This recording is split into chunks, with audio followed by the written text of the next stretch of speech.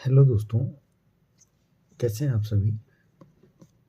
जैसा कि आपको पता है कि हमने एक मेंस के पर्सपेक्टिव से एक इनिशिएटिव स्टार्ट किया है जिसमें हम प्रतिदिन मेंस के बहुत ही महत्वपूर्ण प्रश्नों को लिखने का प्रयास कर रहे हैं और कोशिश कर रहे हैं कि ये हम समझें कि मेंस में हमें अपने उत्तर को किस तरह अट्रैक्टिव और अच्छा बनाना है जिससे हमारा चयन इंटरव्यू के लिए हो और हम अच्छे मार्क्स के साथ अपना कोई एक पद प्राप्त कर पाएँ। इसी क्रम में आज स्टार्ट करने वाले हैं। बहुत ही महत्वपूर्ण प्रश्न है आपका, बाल श्रम से लेकर है आपका, भारतीय संविधान में क्या बाल श्रम पूर्ण रूप से प्रतिबंधित किया गया है।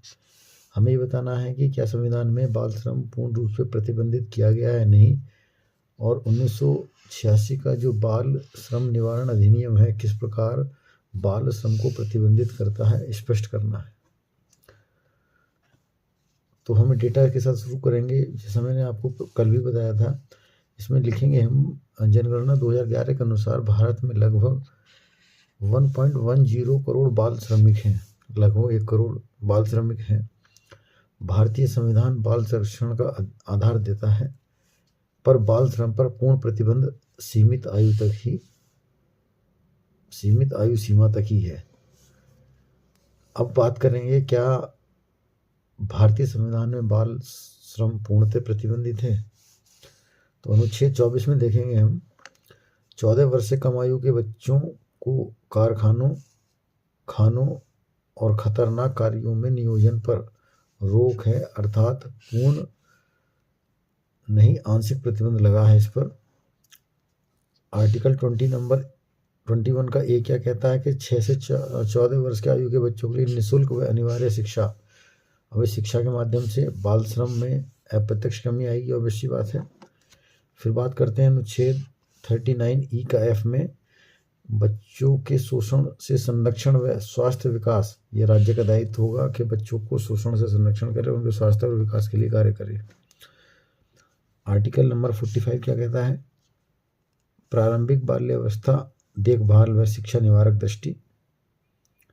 ये हमारे कॉन्स्टिट्यूशन में दिया गया है, जिसके आधार पर हम कह सकते हैं कि प्रतिबंध लगाता है या फिर किस प्रकार उसे रोकने का प्रयास करता है। असंवैधानिक स्थिति की बात करेंगे हम, तो संविधान खतरनाक कार्यों में 14 वर्ष से कम आयु के बच्चों पर रोक लगाता है, सभी प्रकार के बाल श्रम पर पूर्ण प्रतिबंध नहीं।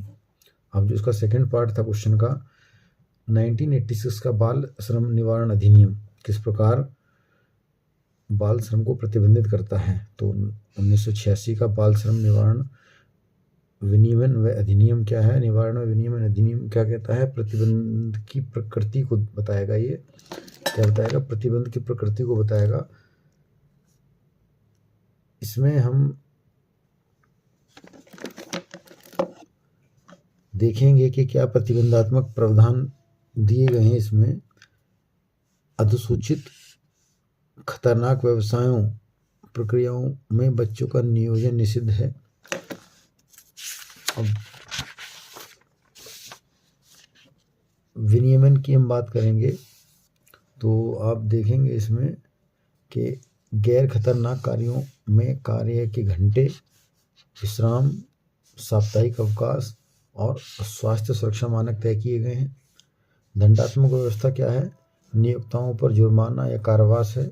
इसमें मिनिमम 6 माह से 2 साल तक मैक्सिमम कारावास है और 20,000 तक का जुर्माने का प्रावधान है, जो कि बहुत कम है। संशोधन 2016 में जो किया गया था उसका क्या प्रभाव हुआ कि 14 वर्ष से कम आयु के बच्चों के नियोजन पर सामान्य प्रतिबंध है। पारिवारिक उद्यम, कलात्मक गतिविधियों में सीमित अपवाद शिक्षा के साथ हम ये लागू कर सकते हैं। किशोरों जो 14 से 18 वर्ष तक के हैं उनके लिए क्या है कि खतरनाक व्यवसायों में पूर्णतः प्रतिबंध किशोर संरक्षण के तहत।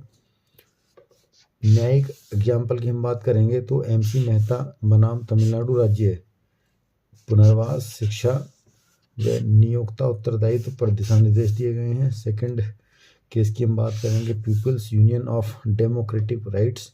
इसमें अनुच्छेद 24 का व्यापक संरक्षण दिया गया है। अब बात करेंगे एक अच्छे निष्कर्ष के लिए, तो क्या लिखेंगे हम कि बाल श्रम पर संवैधानिक या वैधानिक संयुक्त दृष्टि आवश्यक है। प्रवर्तन सुदृढ़ीकरण, अपवादों की सरल सख्त निगरानी और शिक्षा आधारित पुनर्वास, सामाजिक अंकेक्षण और तेज अभियोजन ही बाल श्रम मुक्त भारत संभव होगा। तो आपने देखा हमने किस प्रकार एक बहुत ही महत्वपूर्ण प्रश्न को लिखने का प्रयास किया है। ये प्रश्न 250 शब्दों तक की सीमा में लिखा गया है। इसे आप अपने क्वेश्चन के अनुसार, जहां आपको 125 वर्ड या 200 वर्ड, या फिर हम यूपीपीएससी के लिए, स्टेट पीसीएस के लिए बात हो रही है, और यूपीएससी के लिए आप 150 या फिर 250 वर्ड्स में जैसा भी आया उसके अकॉर्डिंग आप अपने एग्जाम्पल्स को कम या ज़्यादा करके लिख सकते हैं। उम्मीद है आपको ये जो सीरीज चलाई जा रही है मेंस आंसर राइटिंग के लिए, इससे आपको लिखने में काफ़ी मदद मिलेगी। अपने सभी दोस्तों तक इसे साझा जरूर करिएगा और अपना अथक प्रयास आंसर राइटिंग करते रहिएगा। धन्यवाद।